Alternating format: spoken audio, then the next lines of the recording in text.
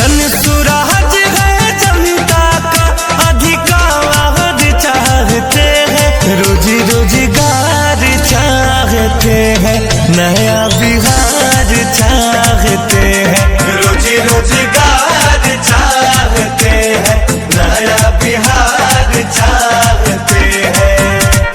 पढ़ा लिखा हो अपना परिवार चाहते हैं, रुके पलायन यहीं पे हो व्यापार चाहते हैं, रोजी रोजगार चाहते हैं, नया बिहार चाहते हैं, रोजी रोजगार चाहते हैं, नया बिहार चाहते हैं।